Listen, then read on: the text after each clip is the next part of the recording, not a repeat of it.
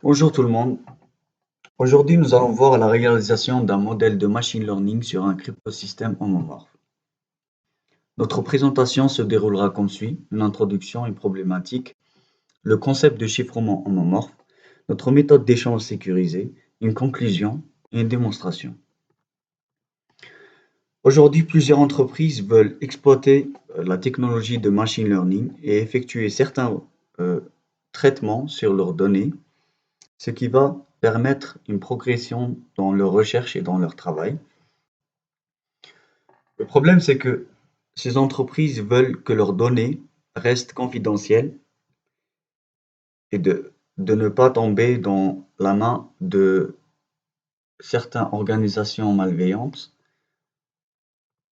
Donc, une solution appelée homomorphic encryption ou bien le chiffrement homomorphe pourrait également apporter la solution à ces genres de situations. Donc, le but de chiffrement homomorphe est d'autoriser les calculs sur des données chiffrées. Les données peuvent rester confidentielles lors de leur traitement et la réalisation des tâches utiles de calcul sur ces données. Notre méthode est basée euh, sur ce qu'on voit sur le plan. Donc, supposons qu'on a un client ABC qui veut effectuer certains euh, traitements de machine learning sur ces données qui sont offerts également par une compagnie XYZ. Donc, pour assurer la confidentialité de ces données, notre client va envoyer ces données chiffrées avec une clé publique. Cette entreprise va effectuer des calculs de machine learning sur ces données chiffrées, obtenir un résultat qui reste toujours anonymisé, renvoyer ces résultats au client qui va par la suite décrypter avec sa propre clé privée et utiliser ces résultats. Donc, pour réaliser ce projet, nous avons utilisé PyCharm comme IDE de développement, un simple script Python, des données sous format CSV et des fichiers JSON.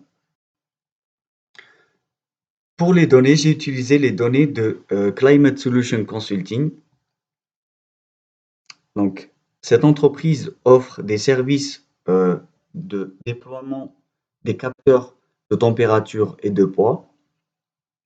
Et parmi les études de cette entreprise est d'effectuer la fusion de plusieurs capteurs pour certains travaux de recherche sur l'optimisation d'émissions de certaines particules fines dans des foyers où ces capteurs-là sont déployés.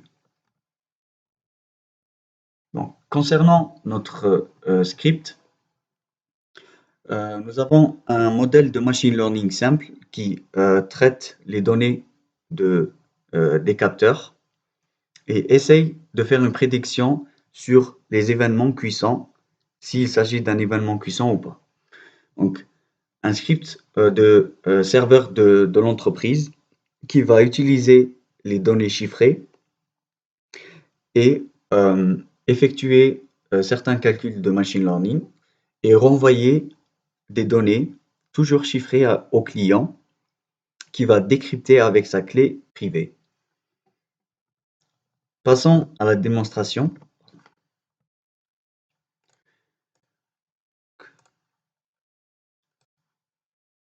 Voici notre modèle de machine learning. Nous allons utiliser les coefficients de ce modèle de prédiction et renvoyer ça au serveur de l'entreprise. Donc, au premier lieu, le client va générer un certain nombre de clés, une clé privée et une clé publique. Donc, il va chiffrer ces données avec une clé privée et mettre ça dans un fichier qui s'appelle, il va mettre ces clés dans un fichier qui s'appelle keys.json et aussi chiffrer avec une clé publique ces données et les mettre dans le fichier data.json ici. Donc, si on fait tourner, donc il y a une démonstration à la fin pour se rassurer que notre calcul est juste. Donc, nous avons ici les données chiffrées que le client va envoyer à l'entreprise. Donc, cette entreprise va utiliser ces données et effectuer certaines méthodes de calcul qui ici tout simplement la somme de multiplication des données chiffrées envoyées par l'entreprise avec les coefficients de notre modèle de machine learning. Donc, le serveur va générer un fichier qui s'appelle answer.json. Donc, ce fichier va contenir les résultats toujours chiffrés et que seul le client peut avoir accès à cette information. Donc, à l'envoi de ce fichier au client, donc il va vérifier que la clé publique qu'il a chiffrée avec au premier lieu est la même clé publique que le serveur de l'entreprise a renvoyé. Il va décrypter cette information avec sa clé privée, ce qui va donner une réponse qu'on va par la suite utiliser certains calculs sur cette réponse pour avoir une information, donc une prédiction si c'est un événement cuisant ou pas. Donc, pour vérifier que ces calculs sont justes, nous allons utiliser à la main les coefficients et les données déchiffrées au niveau de notre modèle et se rassurer que les calculs sont justes. Donc, voilà. Revenons à notre présentation.